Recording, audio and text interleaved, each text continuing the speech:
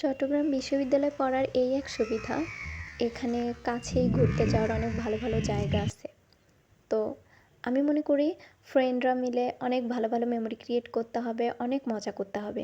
আজকে আমি এবং আমার কয়েকজন বন্ধুরা আমরা সবাই মিলে যাচ্ছি সীতাকুণ্ডের খৈয়াছড়া ঝর্ণা দেখতে। খুব সকালে 7টায় আমরা জিরো পয়েন্টে এসে বসেছিলাম। আমরা আরও কয়েকজন ফ্রেন্ডরা আসবে এজন্য। কতদিন পর যে সকাল 7টায় ঘুম থেকে উঠছি নিজেও জানি না। ভালো মতো বল। আমাদের সিআর কে নিয়ে আসছি আমরা। তারপরে এই যে মানিক বাবু ত্রিপুরা, চেহারা দেখো চেহারা দেখো।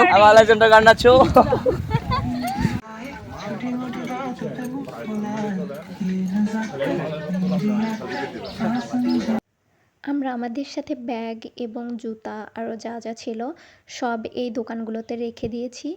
টাকা দিলে এনারা রেখে দেয়। শুধু আমরা না, এখানে ঘুরতে আসা সবাই এখানে টাকা দিয়ে রেখে দেয়। ওনারা আমাদের বলতেছিল যে বৃষ্টির কারণে রাস্তা অনেক বেশি পিচ্ছিল হয়ে গিয়েছে এবং শুধু আমরা না, অনেক লোক ঘুরতে আসছে এখানে।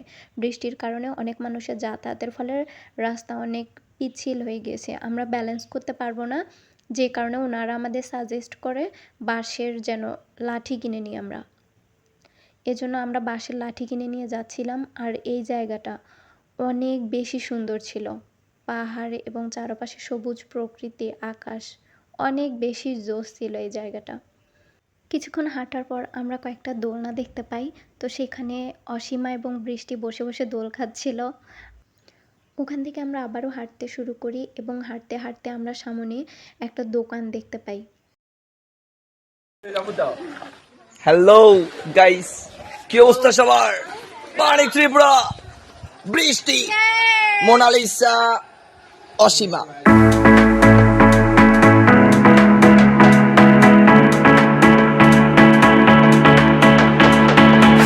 হাঁটতে হাঁটতে আমরা দেখি শুধু আমরা না, অনেকেই ঘুরতে আসছেন। আমরা যাচ্ছিলাম আর অনেকে ঘোরা শেষ করে ওনারা ফেরত চলে যাচ্ছিলেন। অনেক মানুষের হাঁটা চলার কারণে রাস্তা অনেক বেশি পিচ্ছিল ছিল। হাঁটতে হাঁটতে আমরা সামনে দেখি একটা পাহাড়ি ঝিরি। ঝিরিটা দেখে অনেক বেশি ভালো লাগতেছিল। এতক্ষণ হাঁটার কষ্ট যা ছিল মনে হয় এটা দেখার পর শেষ হয়ে গেছে। তো এখানে আমরা কিছুক্ষণ বসেছিলাম ছবি তোলার জন্য। পানিগুলো অনেক বেশি ঠান্ডা ছিল। আর ফার্স্ট এখানে ছবি তোলা শেষ করে আমরা আবার হাঁটতে শুরু করি, কারণ আমাদের তো বড় ঝর্ণায় যেতে হবে, তাই না? এখানে হাঁটতে হাঁটতে আমরা দেখলাম যে দুই পাশ দিয়ে জঙ্গল, মাঝখান দিয়ে রাস্তা গেছে। তো সেখান দিয়ে আমরা না গিয়ে আমরা ঠিক করলাম যে আমরা ঝিরি দিয়েই যাব। ঝিরি দিয়ে গেলে আমাদের পড়ে যাওয়ার সম্ভাবনাটা কম থাকবে। তো আমরা অত কিছু চিন্তা না করে দেখলাম যে কয়েকজন ঝিরি দিয়ে যাচ্ছে। তো আমরা ঠিক করলাম আমরাও এই পাশ দিয়ে যাব।